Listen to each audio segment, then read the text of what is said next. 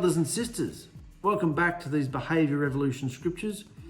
My name's Mark, and it's my pleasure to be here with you. We're in the life of Yahusha right now, going through the journey Yahusha went on to become probably the greatest symbol of deliverance in the scriptures until Yahusha arrived himself.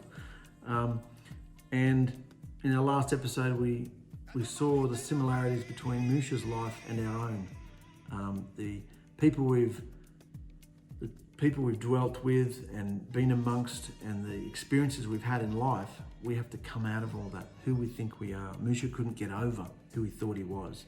His opinion of himself, the pride, his family, he was royalty. He was completely up himself, probably. He was a military leader, conqueror, sovereign, king of Cush, prince of Egypt. He'd been all these things. But Yahusha wasn't going to use any of those things.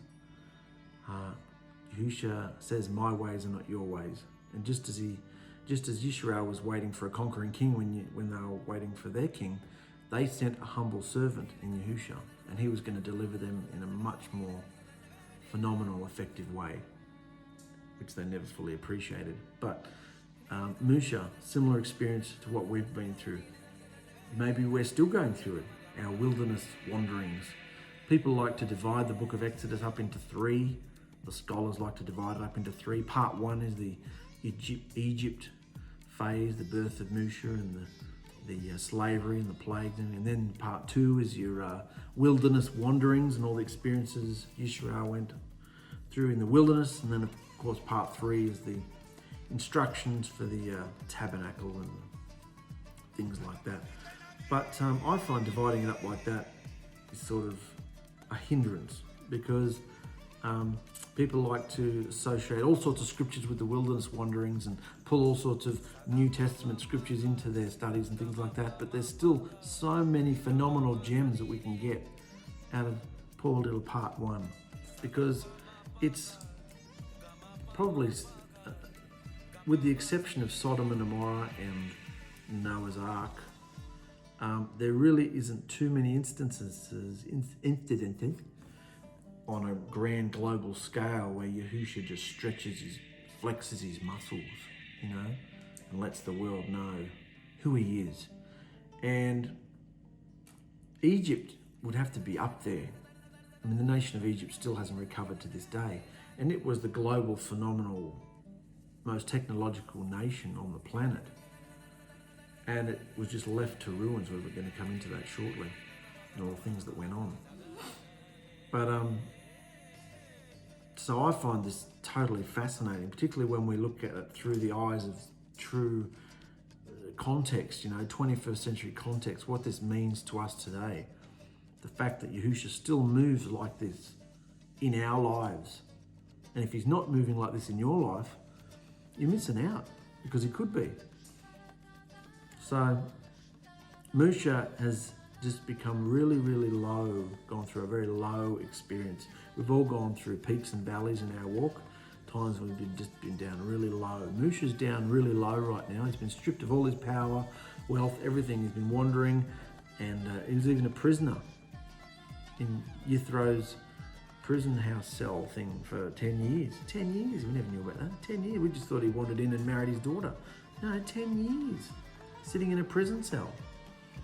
10 years is a long time, sitting in a prison cell. Finally, there was no incidents or no reason to fear him, so Yithro let him out, and he married his eldest daughter, Zipporah.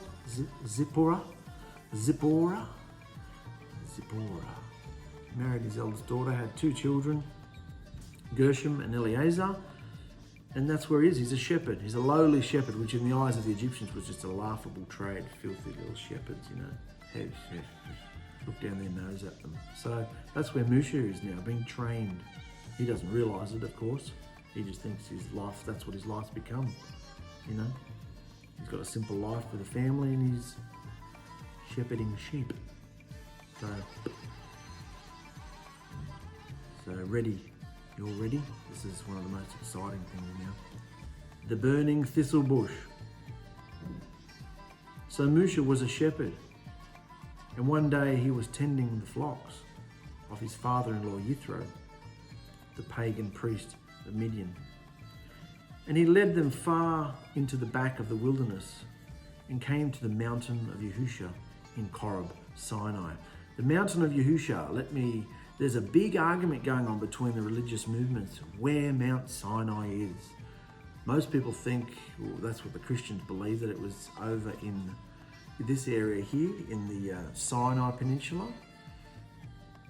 But it's not, because Yahusha calls it here, Musha calls it the mountain of Yahusha in Ḳoṛb, Sinai. It's the same mountain he brings them all back to, the whole nation back to receive the wedding vows, the 10 instructions. So that's the mountain of Yahuwah. It's not some different mountain. There's a big belief in Christendom that Mount Sinai is in the Sinai Peninsula. However, we know, now having done the research, that Mount Sinai is over in the Arabian Peninsula across the Gulf of Aqaba. So I just want to show you some scriptures here to show you how the text has been tampered with over many, many years, or over the translations, to support their theory that Mount Sinai is in the Sinai Peninsula, and of course all the political ramifications of that. So if you look here, let's look at the scripture in part in Exodus 3. This is in the Amplified Bible.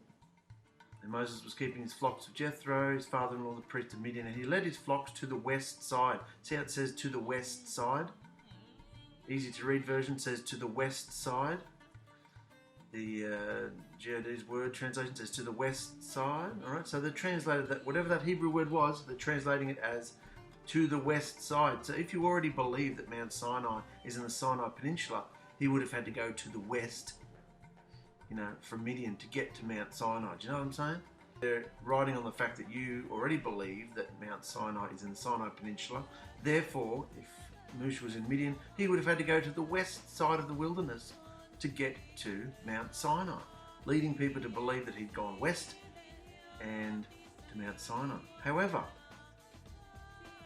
let's look at some other translations that actually got the Hebrew word correct. It's not that Hebrew word, which is actually the word akar, shouldn't be translated as the west side. It should be the far side or the back side, so then you've got a Jewish Bible here that says to the far side of the desert. King James Version even says to the back side of the desert. And another translation here, to the far side of the desert. So some translations say, I found this on a site called Messianic Revolution. Fantastic stuff on there. So some translations say Moses led his sheep to the west side, and others say to the far side or the back side. So which is right? What does the original Hebrew say? The original Hebrew word for that is akar. Appears 74 times, Old Testament, and should be translated as behind, backside, or at the rear. It is only here in Exodus 3 that some translators opted to translate akar into west. This is the only time they've ever translated into west. Why would they do that? This is an obvious mistranslation, and it is clear that these translators had an agenda. Dun, dun, dun. If you begin with the assumption that Mount Horeb is on the Sinai Peninsula, then from Midian, where Moses was, he would have had to travel west to get there. That's the idea that they're trying to push. But how now? Moses stayed on the Arabian Peninsula, and indeed, as the original Hebrew says, drove them behind or to the far side of the western wilderness. Incidentally, the Hebrew word for west uses yam. That doesn't affect us right now. Okay, however, those translators who have an agenda would like us to believe that it is used 69 times in the scriptures. I'm not going to go into all the different agendas of why they want the Mount Sinai over in the Sinai Peninsula, but we just want the truth, and the truth is Mount Sinai is in the Arabian Peninsula, across this huge gulf here of Aqaba. There's no other massive seas for them to cross. I'm going to touch on this later on anyway. So that's interesting, isn't it, guys? And let's look in there, B, Y, and V. Musha was shepherding the flock of Yithro, his father-in-law, the priest of Midian, and he led the flock to the back of the wilderness. So yeah, you got it right there, back of the wilderness, and came to Ḳoṛb, the mountain of Elohim, the messenger. Yeah, there you go. So it's fascinating, just that little word, how changing one word can push your mind to think that Mount Sinai was in the Sinai Peninsula, which made sense. Sinai. No, it wasn't. It wasn't. It was across the Gulf of Aqaba in the Arabian Peninsula. So there you have it. Just interesting to know that. And we'll go into that further on because I've put charts and maps later on. But and Yahusha himself appeared to Musha in a blazing flame of fire from the midst of a thistle bush. Musha was flabbergasted, for he saw the bush burning brightly, totally engulfed with flames, yet it had no power over the bush to consume it. So the bush was burning, but it wasn't burning. There was fire, but the bush wasn't burning or deteriorating or disappearing, you know. So, Musha was flabbergasted, for he saw the bush burning brightly, totally engulfed with flames, yet it had no power over the bush to consume it. What's all this about? A burning bush that doesn't burn up? I've got to see more of this. And Yahusha saw that he'd gotten Musha's attention and called out to him from the midst of the bush, Musha, Musha. Yes, I'm right here, Musha replied. Don't come too close, Musha. Take off your sandals, for you are standing on set-apart ground. Yahusha's esteem cannot be in contact with anything common or unclean. That's a big theme of this book. We're coming into clean and unclean and the ritual cleansing, how to become clean in Yahusha's eyes, ritual cleansing, things like that. So another interesting thing is that Yahusha's esteem, or his presence, I guess you can say, is kind of contagious in a way. That's why it's sort of not just on the bush, it's on the ground surrounding the bush, because that's where his presence is. And so it's obviously not the full image. It's not obviously the fullness of Yahusha. Obviously it couldn't be, otherwise Musha would be consumed. No one can look on the face of Yahusha and live. No flesh can look on Yahusha and live. But there's a big part of him in this burning bush. So he appeared to him as a burning bush, just like he appeared to Abraham and Jacob, Yitzchak, other people. Just as he appeared to them, he's appeared as a burning thistle bush. Thistle bush is interesting too, because it was the thistle bush, the 𝗪𝗪𝗪, that remember the bull was caught in the thistles when Yitzchak was being sacrificed. Abraham was sacrificing Yitzchak. And Yahusha cried out, no, don't kill the boy, it's okay. Use this bull. And the bull was, Satan had got him caught in this thistle bush. And it was a crown of thorns, thistles, that was in Yahusha's scalp as well before he was murdered. So impaled. So the thistle bush, this theme of the thistle bush is interesting. So, don't come too close, Musha. Take off your sandals. You're standing on set-apart ground. So you can't come in contact with Yahusha. Yahusha's esteem cannot be in contact with anything common or unclean. That's right. Because light cannot be mixed with darkness. And as Musha took off his sandals, Yahusha said, I am the Elohim of your father and of Abraham, Yitzchak, and Jacob. And when Musha heard this, he covered his face because he was afraid to look at the living Elohim. So he would have known, he would have heard stories from his father's father. He would have heard the stories, you know. This was passed down. Covered his face because he was afraid to look at the living Elohim. Then Yahusha told him, I have certainly seen the oppression of my people in Egypt. I have heard their cries of distress because of their harsh slave drivers. Trust me, I'm well aware of their sufferings. So I have come down to deliver them from the power of the Egyptians and lead them out into their own land of blessings, a land flowing with milk and honey, the place where the Canaanites, Kittites, Amorites, Perizzites, Cuis, and Yebusis now live. My son, it's time. The cry of the people of Israel has reached me, and I've seen how cruel the Egyptians abuse them and crush their spirits. So into the very palace of the Pharaoh himself and to my chosen nation, I am sending you. Now go, my son, and lead my people Yisrael out of Egypt. But Moshe was gobsmacked and protested. Why on earth would you send me?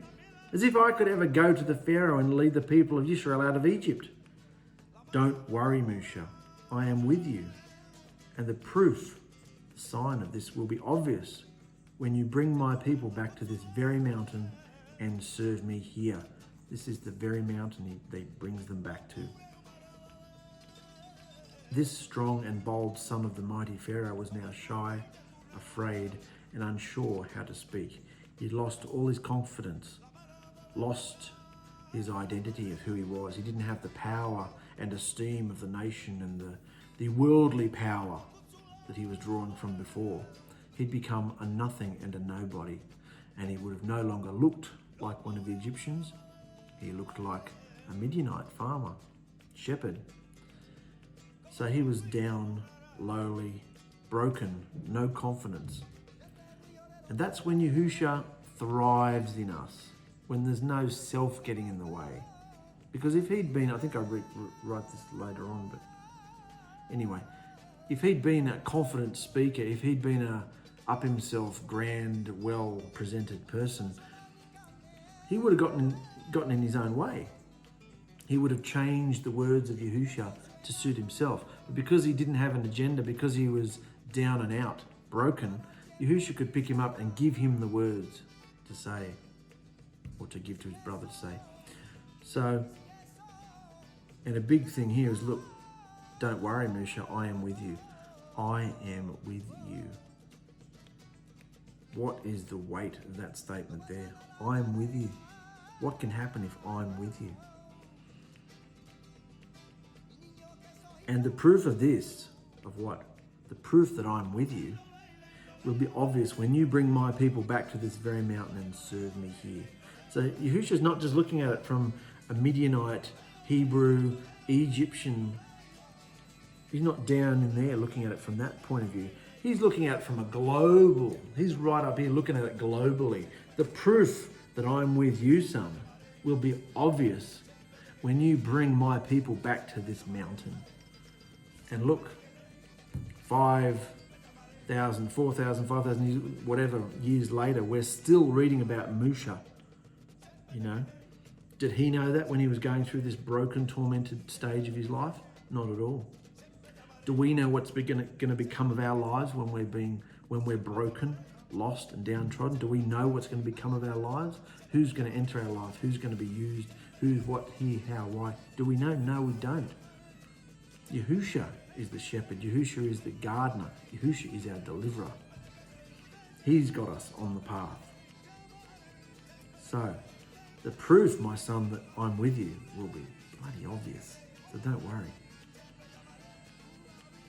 But Moshe wasn't convinced. So, let me get this straight. You want me, a nothing, a no one, to go to the people of Israel and say, hey, the Elohim of your fathers has sent me to you. And when they say, which one? Which Elohim? What's his name? What am I supposed to say to them? How on earth will I convince them? He's like, you got to be joking. Me? I'm going to go to these people and say, Elohim sent me. Like, which one? Which one? We've got heaps of Elohims. What's his name? This was interesting. According to Egyptian religious beliefs, knowing an idol or a deity's personal name, and there were lots of them, knowing their name gave you the power to manipulate it into doing whatever you wanted in a given area, but only if you knew its name. So Moshe's question here reflects 400 years of Israel being totally immersed in the pagan worship of ancient Egypt. That's the context of why he's asking that question. Who shall I say?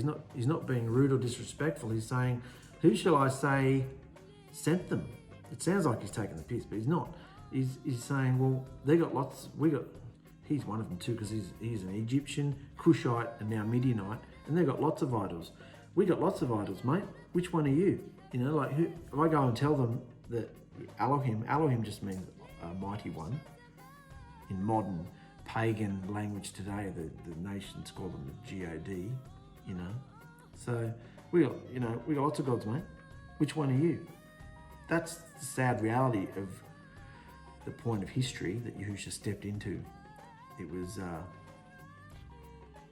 polytheistic, lots of deities. So that's why he's asking. When they say, which Elohim, what's his name? What am I supposed to say then? How will I convince them? So Yahusha said, see this grand picture here? Yahusha said, 𝗖𝗛𝗓𝗓. That's the most popular thing we've always said. I am who I am. Remember, we've always been taught that. I am who I am. I am is my name. I am. I said I am. It's Sam I am. Sam I am. I do not like green eggs and ham. So Yahusha said, 𝗖𝗛𝗓𝗓. I'll be whoever I choose to be. I'm above and beyond any imagination the people have of me. I'm not confined by who they think I am, and I won't be compared to their deities of wood and stone. Now get out of here and tell the people that I am Yahuwah, the mighty Elohim of their fathers, Abraham, 𝗑𝗥, and 𝗪𝗏, and I've sent you to deliver them. How am I? Do you have goosebumps reading that? Isn't that amazing? Knowing what we've just been through in the 21 odd episodes of Genesis, what about the significance of this? Instead of just writing, I am who I am, I will be who I will be, which is the literal translation of 𝗖𝗛𝗓𝗓, I've expounded on it because I want it to be clear that he's not going to be compared. You can't compare me to one of your bloody idols down there in the courts of the Pharaoh. I'm not one of your stupid idols made of brass and wood and stone and gold. I'm not one of those. 𝗖𝗛𝗓𝗓. I'll be whoever I choose to be. Stick it. I'll be whoever I choose to be. I'm above and beyond any imagination the people have of me. I'm not confined by who they think I am, and I won't be compared to their deities of wood and stone. Now get out of here and tell the people that I am Yahuwah. I am Yahuwah, the mighty Elohim of their fathers, Abraham, 𝗪𝗥, and 𝗪𝗏, and I've sent you to deliver them. This has always been my name, and will always be a remembrance to all generations to come. Now go and call together all the elders of Yisrael, not the ruling tribal princes or chiefs, but the elders of the common folk. That's interesting, isn't it? Because if you're not familiar with the nation or the social structure of Yisrael, there are all sorts of, leaders and, chiefs and princes and all sorts of things based on whether you were directly related. Well, they're all directly related, but if you were a son of one of the 12 tribes, tribal sons, and all these hierarchical rules and cliques were going on. So he didn't tell him to go to the ruling tribal princes or the chiefs. He told him to go to the elders of the common folk. Yahusha always bypasses the religious freaks and the elitists and reaches out to the lowly common people. Didn't he do that when he came in the flesh? Did he go up to the Sadducees, Pharisees, scribes and, proshume? No, he didn't. He went to the common folk, to the prostitute, the tax collector, to all these others, So this has always been my name. Duh. It's not some big revelation, just because you guys have forgotten about it. This has always been my name and will always be remembered to all generations to come. So just because I'm using the name Yahusha in this translation, I'm not, being sacrilegious. Don't start throwing stones at me, because the name Yahusha means Yahuwah plus deliverance. Yahuwah is my deliverance. It's just a grander revelation of who he is. It's only one being. So he goes to the common people. Tell them that Yahuwah Elohim appeared to you and told you that he's been watching closely, and he sees how the Egyptians are treating you with such cruelty. And now he's promised to rescue you from your slavery in Egypt and will lead you to the land flowing with milk and honey. That's figuratively. There was not really any milk or honey in the land of Canaan. It's figurative. It's an analogy. It just represents just represents wealth and abundance and comfort back in this time. A land flowing with milk and honey just sounds real exotic and, beautiful, doesn't it? There's not literally milk and honey there. So I'm going to send you to the land flowing with milk, lead you to the land flowing with milk and honey, the land where the Canaanites, Hittites, Amorites, Perizzites, Cuis, and Yebuses now live. The elders of Yisrael will listen to you. They will. Then you and the elders must go to the Pharaoh and tell him that Yahuwah, the mighty Elohim of the Hebrews, has met with you, and ask him to let you all leave. But only to travel 3 days' journey into the wilderness so you can slaughter offerings to me. That was like a what? What are you talking about there? So you're not asking to leave. You're only asking to leave for 3 days. 3 days, just so you can travel 3 days' journey into the wilderness so you can slaughter offerings to me, to hold a grand festival to me. Why that? Why not just say we're leaving, we're going for good and we're not coming back? What's the purpose of saying we just want to go for 3 days and then we'll all come back? Here's the reason. Why ask to leave for only 3 days? Why not forever?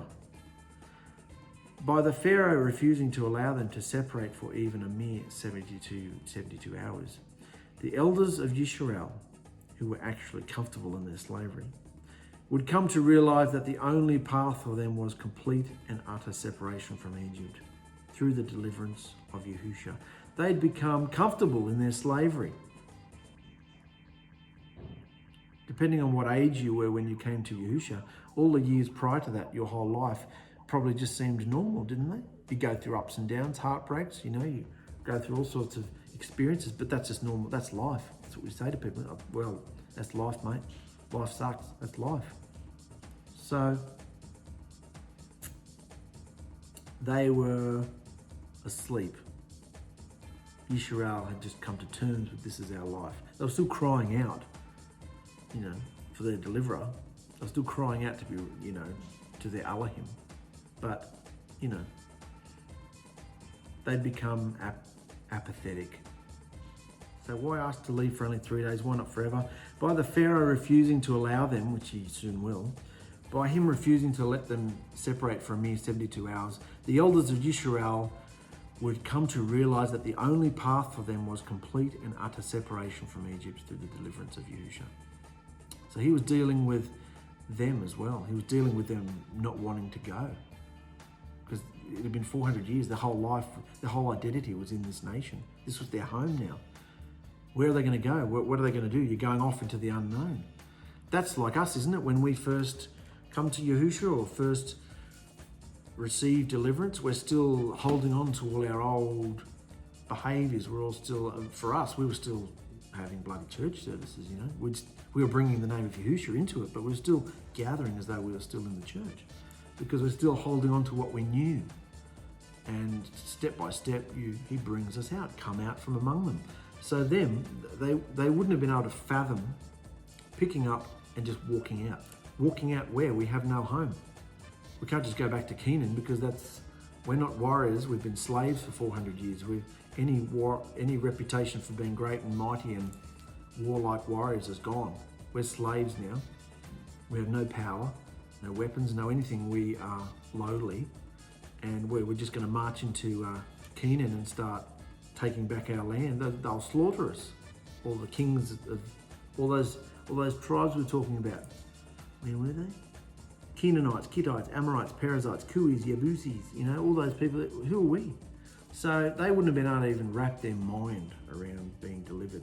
How's that going to work? We've been crying out for it, but we didn't really actually think it would happen. So that's why it's just a little bit of a test. It's okay. We're just asking for a little bit of freedom to go out into the wilderness for 3 days, and we'll come back. And by the Pharaoh refusing to even do that, they will soon see what tyranny, what power of oppression is really over them, and what is going to be required to break out of it, and what kind of belief they're going to need, and the Elohim, immense power of the Elohim that they're going to have to trust in, who they don't even know anymore. They probably know his name, but they don't know him. They've lost all hope. They've lost all their belief, and they're worshipping idols. So that's why. Send them into the wilderness so they can slaughter offerings to me. But know this. But I know this. But I know this. The Pharaoh will not let you go, not even when a mighty fist forces him to. So I will stretch out my hand and strike Egypt with all my wonders. How amazing. Then at last he will let you go, and I will cause the Egyptians to look favourably on you, and they'll give you gifts when you go, so you won't leave empty-handed. Every woman of Israel will ask for silver and gold and fine clothing from her Egyptian neighbours, and from the foreign women in their houses, dressing their sons and daughters with them, and plundering the Egyptians of all their wealth. Oh, they'll have a ball cleaning them all out. Yahusha's just declaring this because he knows what's going to happen. But Moshe objected again. What if they won't believe me or listen to me? What if they say, you? Who are you? As if Yahuwah, the Elohim of our fathers, ever appeared to you. You're the old prince of Egypt, the one who was born into the house that's oppressing us. Who are you to talk to us? You're a half-breed hybridized. You get out of here, bastard. You know, they're not going to believe me. What if they won't believe me? And Yahusha said, what's that in your hand? A shepherd's rod. Chuck it down on the ground. So Moshe threw down the rod and it turned into a serpent. And Moshe quickly jumped back. What about this? So Yahusha's stepping in now and giving Moshe some signs. A little bit of a repertoire. A few little tricks to show them that I'm not just BSing here, guys. I met with Yahusha. I'm serious. He told me that we're leaving this place. What's that in your hand? A shepherd's rod. Chuck it on the ground. Moshe threw it on the ground. It turned into a serpent. And Moshe quickly jumped back. Now pick it up by its tail. So Moshe reached out and grabbed the serpent by its tail, and it turned back into a serpent's rod in his hand. Show them this sign, and they'll believe you. And they'll know that I, Yahuwah, the Elohim of Abraham, Yitzchak, and Jacob, has really appeared to you. But Moshe still had his doubts. So Yahusha said, put your hand inside your cloak. So Moshe put his hand onto his chest inside his garment. And when he took it out again, his hand was white as snow with a grotesque skin disease. Now put your hand back into your cloak. So Moshe put his hand back in, and when he took it out again, it was as healthy as the rest of his body. If they don't believe you and are not convinced by the first miraculous sign, they will be convinced by the second sign. And if they don't believe you or listen to you, even after these two signs, then take some water from the Nile River and pour it out on the ground, dry ground. And when you do, the water from the Nile will turn to blood on the ground. So a little bit of a side point here about the serpent. I'll just put a little chart up here of some illustrations. For those of you who don't know the symbolism of the serpent, we all know that the serpent was what appeared, the dragon serpent creature, Nashash, that appeared to Adam and Eva in the garden. Ⅎ chose to manifest himself as that kind of being, and he was cursed to be crawling on his belly, took away his legs. So we can see here that the Egyptians, I'll just read it, let's try that. The miraculous signs that Yahusha told Moshe to use were symbolic and direct attacks at Egypt's religious worship. The snake represented the cobra deity, worshipped in Lower Egypt, and was also the official symbol of royal power and authority, which is why the designs and shapes of the pharaoh's garb closely resembled a serpent. Moshe would have understood these symbols, having been raised in the palace of the pharaoh. And just as Moshe picked up the serpent by the tail, this humble shepherd was about to seize the serpent, Egypt, the most powerful nation on the earth, and shake it into submission for Yahusha's esteem. What about that? That was phenomenal going through that bit. So you can see in that picture there, there's a serpent's staff. There's a picture of the Egyptian cobras there. You can see the big wide neck. Look at the big wide neck of the pharaoh. There's 𝗷𝗓𝗓𝗏 there. You can see on the headrest of the pharaoh, there's a serpent, there's a snake there. So just as Musha picked up the serpent by the tail and it turned back into a rod, just as Musha picked up the serpent, this humble shepherd was about to seize the serpent Egypt, the most powerful nation on the earth, and shake it into submission for Yahusha's esteem. That's what this was all about. Yahusha going head to head with these deities. And it's not really a challenge for him because these deities weren't real. That's the thing. Religion isn't real. It's real in the sense that people are sucked into it and going to their steeples and assemblies every week. It's real in that sense. It's a reality. It's on the earth. But as far as the deities behind them, they're just idols. They're man-made. There is no power in them, you know. So all the people that are gathering on Sunday to do all this BS, they're in a delusion. There is no power in that. God, JESUS, you know, all this stuff. Mary, you know, Allah, all the deities of all the different religions, there is no power in them. They're objects made from imaginations, carved into wood and stone and brick, gold and silver. So even though Yahusha was standing up here and going head to head with these idols, you know, it's about the people, not the idols. The idols are dead. You know, you just disintegrate them. It was about breaking the mindset, the false mindset of the nations. And it wasn't just his own people he had to convince. It was the nations. He wanted to use his people to show them, the whole world, that I am the one true living Elohim. And I'm going to use this whole circumstance here in the greatest nation on earth.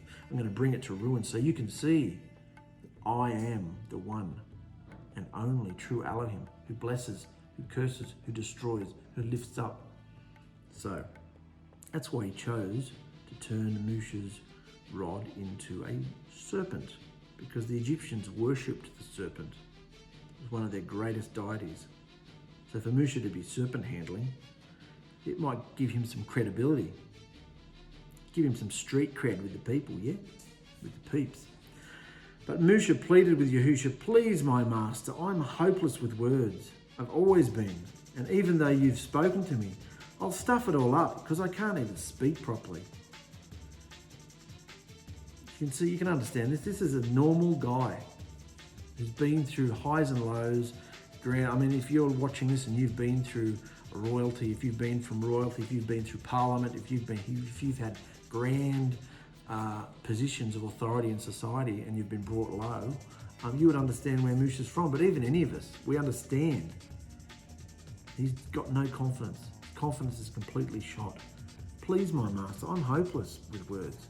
I've always been. And even though you've spoken to me, I'll stuff it all up because I can't speak properly. Musha needed to convey the truth, raw and without compromise. And being slow of speech meant he could do this much better than if he was an eloquent speaker who would easily react to opinions and incorporate the ideas of an audience to be better appreciated. That's what I was touching on before. People who are grand speakers, public speakers, sophists, poets, and, you know, comedians or public speakers, you know, those sort of people who are in the public eye and have a gift of the gab, they are used to reading the crowd, and you're tailoring their speech to suit the crowd so that they will be accepted by the crowd. They're good at that. So he didn't want anybody like that. He wanted somebody who wasn't good at speaking so that he would just rely wholly and solely on what he's heard, you know? He wouldn't water down the message, wouldn't change the message to suit himself or the crowd or, you know, anything like that. So choose someone else. I'm hopeless. And in other translations it says he's got uncircumcised lips, you know. I am of uncircumcised lips, meaning I'm hopeless, I'm unacceptable. You know, I'm not acceptable to this task, you know. Uncircumcised is generally considered to be outside, unacceptable, unkosher, not unpowerful, useless. Useless. So not useful. And Yahusha's getting frustrated now. Who made man's mouth? Who decides the dumb, deaf, seeing, or the blind? Isn't it me?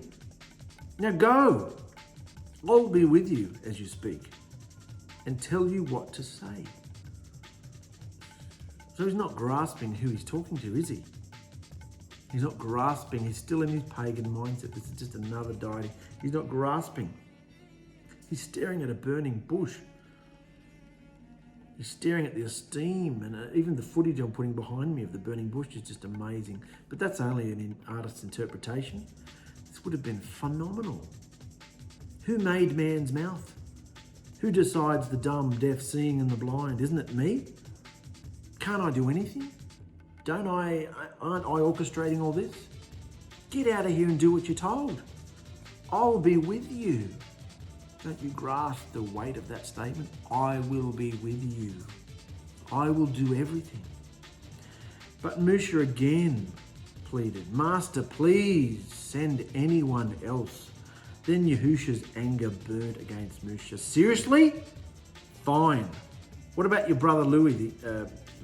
What about your brother Aaron the Levite? I know he speaks well. And look, he's on his way out to meet you now. He will be delighted to see you.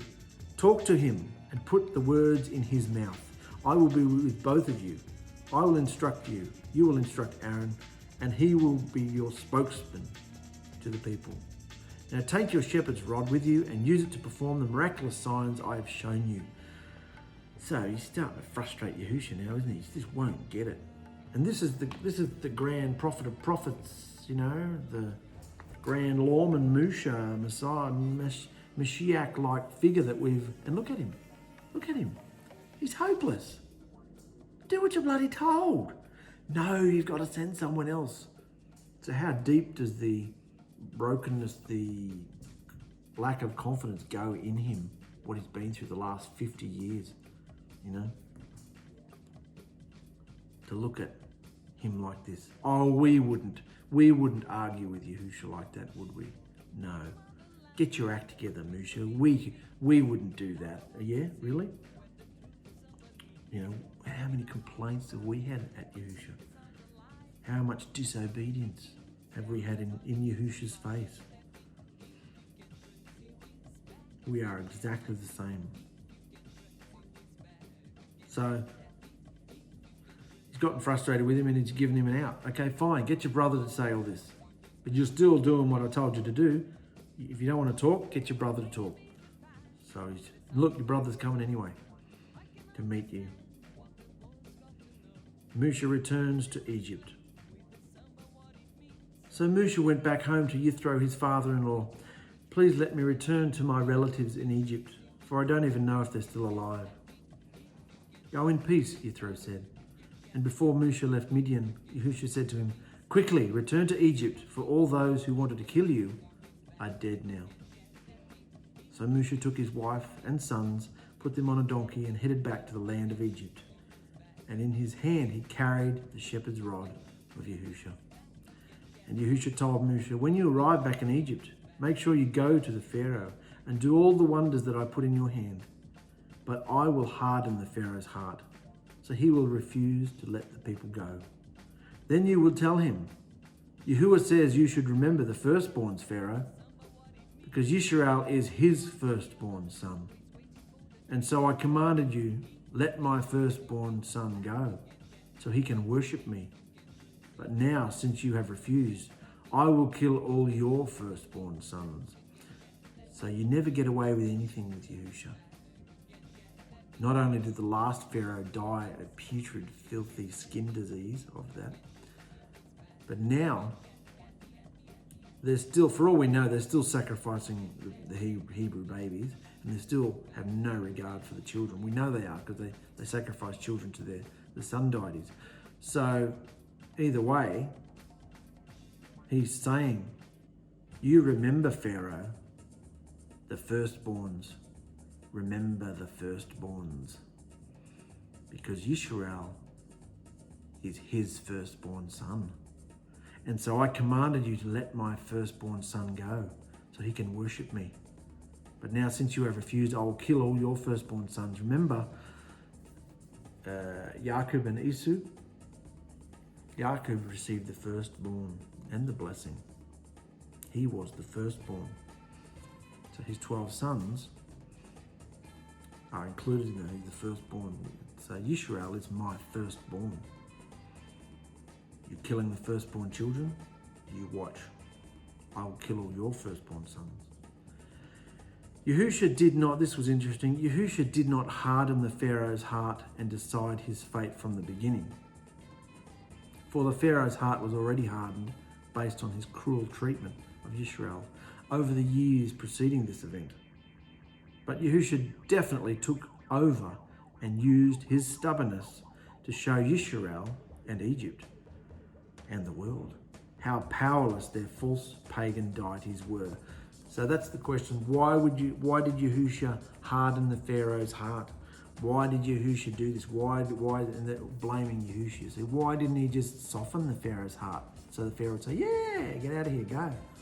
Because then there wouldn't have been the opportunity to lay waste, to demonstrate the power that he wanted to demonstrate, to do what he wanted to do. So this story, this testimony would spread across the whole world. This global, metropolis, most powerful metropolis, technological nation, this dynasty on the earth was laid waste by an Elohim. And they all had lots of Elohims. Not this Elohim laid waste. The Elohim of the Hebrews laid waste to the nation of Egypt. If he can do that, he can do anything. So that's why he hardened his heart. He didn't fully his heart was already hard, but he used this guy. Remember, this man was raised up in this part of history for a reason. So to show them how powerless their false deities were. And at a place where Musha and his family had stopped for the night, Yahusha confronted Musha. Yahusha confronted Musha regarding him not circumcising his son's foreskin when he was a baby. Interesting. And it looked like Yahusha was about to kill Musha. Okay, so Yahusha's rocked up in the flesh, obviously. It looked like he was about to kill Musha. So his wife, Zipporah, took a very sharp stone and circumcised her son's foreskin, throwing it at Musha's feet in a rage. All this over a stupid bloody foreskin. Blood, blood, blood, blood, blood. Always blood with you. What is it with this Elohim and blood? What a blood-obsessed husband you are to me. Husband of blood you are to me. It's always about blood. This Elohim and blood, what's it all about? It's always going on about blood. Referring to the circumcision. And after that, Yahusha let Musha go. So, I'm pretty sure what I'm about to say is written right here, so let's read it. Yahusha established circumcision as the current sign of the everlasting blood covenant with Abraham and gave very specific instructions that all the offspring of Abraham should, without exception, be circumcised. So it's clear that Musha hadn't circumcised his son, and that was the reason Yahusha was furious with Musha, because there's no way he could represent the blood covenant if his own family wasn't sealed properly. Because this was the sign and seal of the eternal blood covenant at this point, remember?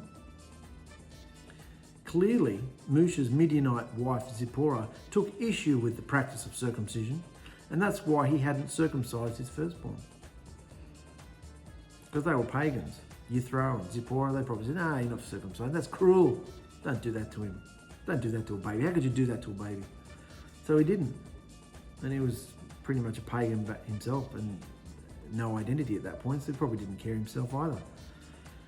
Clearly, Musha's wife took issue with this practice of circumcision, and that's why he hadn't circumcised his firstborn. Notice how disgusted she is at having to do such a thing to her son.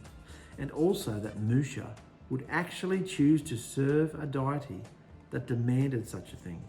Because in those days, you could pick and choose which deity you wanted to worship.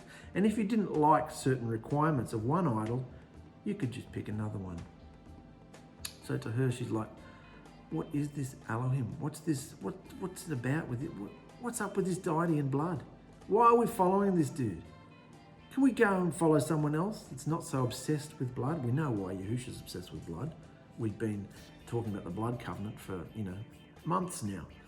So it's not a negative thing for us to know, but to her, in the pagan mindset, can't we just find an easier one? This guy in blood is ridiculous. So she cuts the foreskin off, throws it at his feet. You and blood. Bloody blood, blood, blood, bloody blood, blood. You blood, bloody blood, also blood with you. Always about blood with you. What is it with Elohim blood? Blood-obsessed husband you are to me. She's a fiery woman. What is it with these guys and their fiery women? It's encouraging, guys, if you've got a fiery woman. And all these guys did too.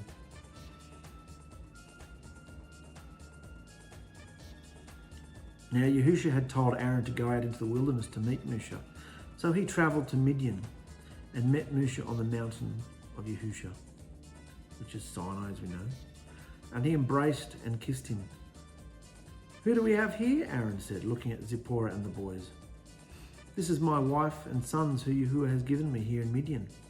And Aaron looked very troubled and said, please, I beg you, don't bring them back to Egypt. Seriously, you have no idea the unimaginable cruelty happening to our people. You don't want to take them there, trust me. So Musha embraced his family, kissed and reassured them, and sent Zipporah and his sons back to live with Yithro until he and Aaron had completed their mission and returned to them.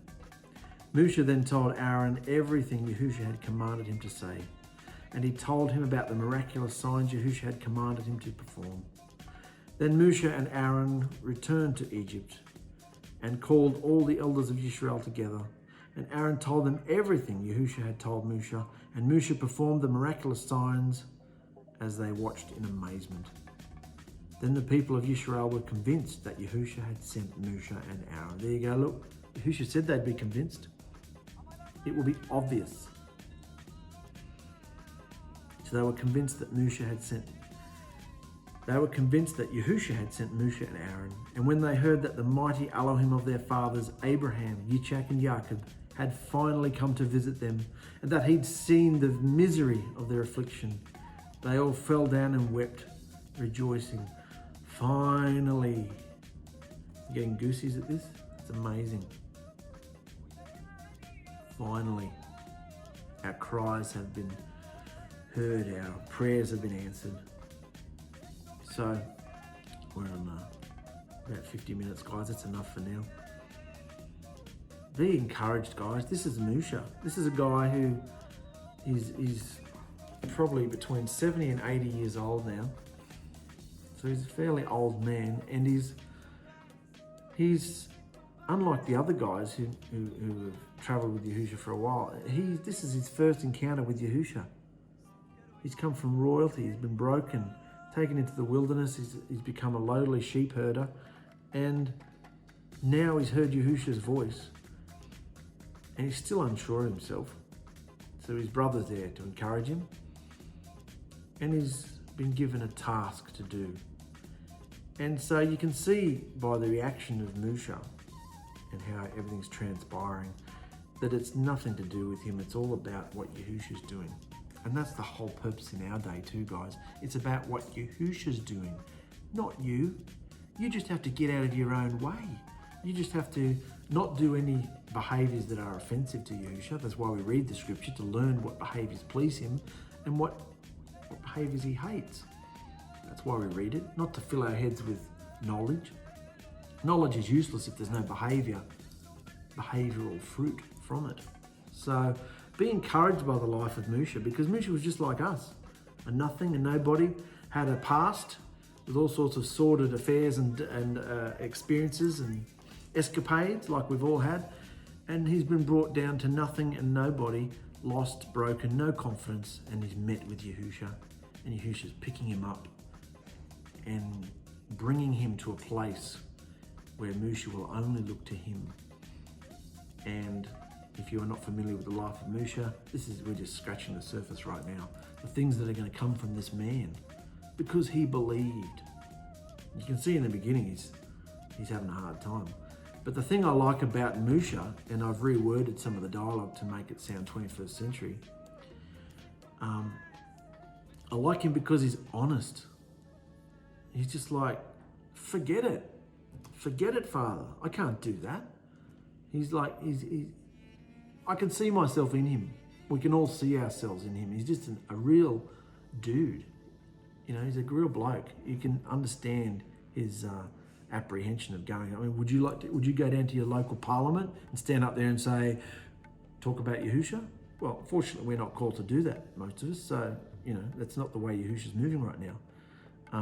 And the world is a very different place to what Yahusha was doing back here. And that's the whole purpose of reading scripture, to see that he's not doing that in Egypt, in the world. It's all inward now. We come out of Egypt within ourselves, that the world that's in us.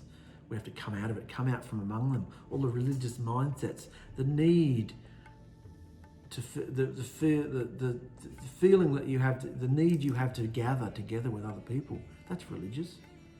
I'm lonely. I'm the only one in my street, in my town, in my nation. Fantastic, wonderful.